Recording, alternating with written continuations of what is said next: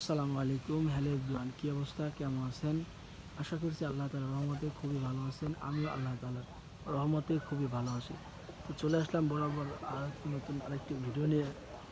আজকের ভিডিওর টপিক হচ্ছে কবুতর কীভাবে রেস্ট নেয়। কবুতর কিন্তু রেস্ট দরকার আছে, ঠিক আছে? সেক্ষেত্রে কিন্তু কীভাবে রেস্ট নেয়, কীভাবে কবুতর থাকে, সেটাই হচ্ছে আজকের ভিডিওর মূল টপিক, ঠিক আছে? এই যে দেখেন কবুতরগুলা, এই দেখেন কবুতরগুলা রেস্ট নিতেছে। এই যে এই সব জায়গাগুলো আপনার কবুতরের খোপ যেখানে থাকবে, ওই যে কবুতরের খোপ, ঠিক আছে? এই যে কবুতরের খোপ, আর এই যে একটা গাছ, ঠিক আছে? এই যে একটা গাছ, এই গাছে আমার সমস্ত কবুতরগুলো রেস্ট নেয়, ঠিক আছে? এই গাছে আমার সমস্ত কবুতরগুলো রেস্ট নেয়, ঠিক আছে? এই যে একটা গাছ, ওই দেখেন ওই যার একটা গাছে কবুতর বসে, আমার কবুতর ওই যার একটা গাছে,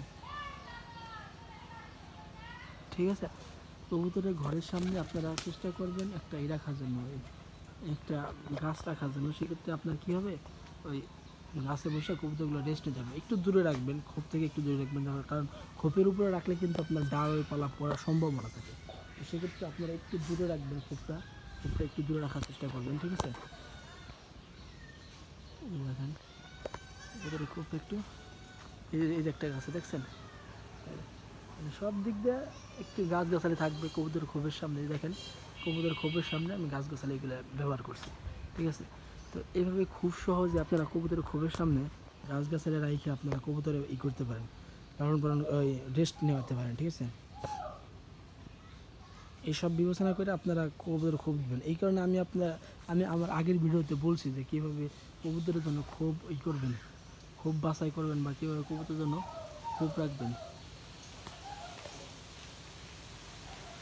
ঠিক আছে? তো এইভাবে করলে হয়তো আপনার কবুতরগুলো ভালো থাকবে, রেস্ট নিতে পারবেন। কারণ কবুতর, মানুষের জীবন রেস্ট নেওয়া দরকার আছে, অবশ্যই কবুতরের রেস্ট নেওয়া দরকার আছে, ঠিক আছে? তো এইভাবে কবুতরগুলো রেস্ট নিতে পারে, ঠিক আছে?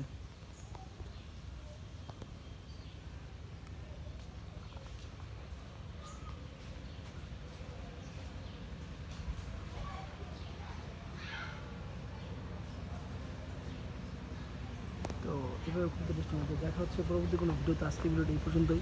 ভালো লাগলে লাইক করুন, শেয়ার করে দেবেন এবং পাশে থাকা বেল বাটনটা ক্লিক করে দেবেন। দেখা হচ্ছে পরবর্তী কোনো ভিডিওতে। ভালো থাকবেন, সুস্থ থাকবেন, আল্লাহ হাফেজ।